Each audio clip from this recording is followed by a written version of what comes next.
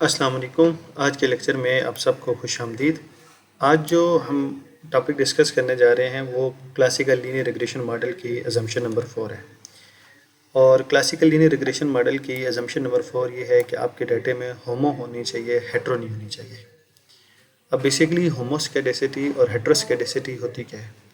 होमोस्केडेसिटी ये है कि अगर आपके डाटे का जो वेरिएंस है वो over the time period constant है तो इसका मतलब ये है कि डाटा होमो है।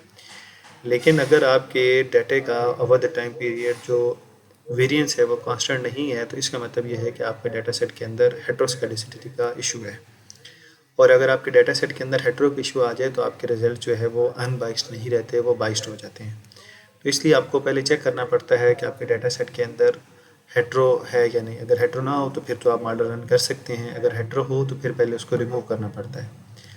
अब नॉर्मली जो हेट्रो है वो क्रॉस सेक्शनल डाटा के अंदर आती है, टाइम सीरीज डाटा के अंदर हेट्रो का इशू नहीं आता।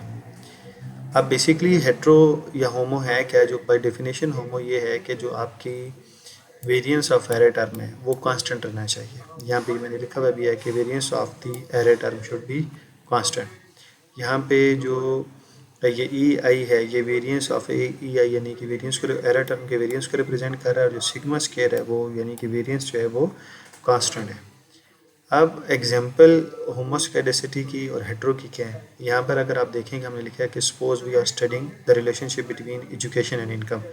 आप एजुकेशन और इनकम के रिलेशनशिप को चेक करना चाह रहे हैं।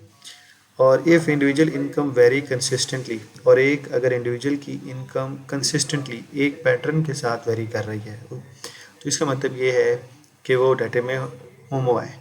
लेकिन अगर एजुकेशन लेवल में और इनकम लेवल में, जैसे अगर एजुकेशन लेवल बढ़ती है और एक बंदे की एजुकेशन लेवल कम है तो वहाँ पे अगर इनकम में बहुत ज़्यादा वेरिएशन है तो इसका मतलब ये है कि अब आपके पास वेरिएंस कांस्टेंट नहीं रहा, अब डाटा सेट के अंदर हेट्रोस्केडेसिटी का इशू आ जाएगा। अब अगर इसी को हम ग्राफिकली रिप्रेजेंट करें, अगर आप मॉडल रन कर रहे हैं, सिंपल ओएलएस रन करें, उसके बाद आप रेजिड्यूल को ऑब्टेन करें और उसका वेरिएंस लें और उसका ग्राफ रिप्रेजेंट करें, तो अगर आपका ग्राफ इस शेप का है तो इसका मतलब ये है कि डाटा के अंदर हेट्रो का इशू नहीं है, होमो है, यानी कि आपका वेरिएंस कांस्टेंट है।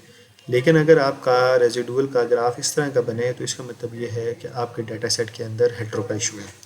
अब यहाँ से हमें ये ग्राफिकली कैसे पता चल रहा है कि इस ग्राफ के अंदर, इस डाटा सेट के अंदर हेट्रो नहीं है और इस डाटा सेट के अंदर हेट्रो है? यहाँ पर अगर आप इस ग्राफ को देखें तो इस ग्राफ में जो स्प्रेड है वो सारा का सारा over the time period same है, ठीक है। यहाँ पे अगर आप देखें तो इस पॉइंट से लेकर इस पॉइंट तक आपको एक और ट्रेंड नज़र आएगा।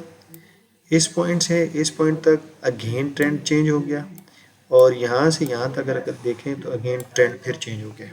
देखिए शुरू में ये बिल्कुल कम स्प्रेड है, फिर स्प्रेड बढ़ गया, फिर यहाँ पे आके स्प्रेड और ज़्यादा बढ़ गया। तो with the passage of time spread बढ़ रहा है। तो इसका मतलब ये है कि इस डाटा सेट के अंदर हेट्रो है, यहाँ पे वेरिएंस कांस्टेंट नहीं रहा। इस डाटा सेट अगर आप देखें तो यहाँ पे spread over the time period same रहा है। तो इसका मतलब ये है कि इस डाटा सेट के अंदर हेट्रो नहीं है, यहाँ पे वेरिएंस कांस्टेंट है।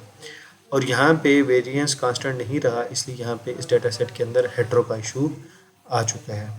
तो इस तरीके से हम देखते हैं कि किसी भी डाटा सेट के अंदर हेट्रो है या नहीं, और अगर हेट्रो हो तो फिर उसके ऊपर आप रिजल्ट्स जो है वो आपके पास बाइस्ड हो जाते हैं, और उन रिजल्ट्स की बेस के ऊपर आप कोई भी प्रेडिक्शन, कोई भी फोरकास्टिंग नहीं कर सकते।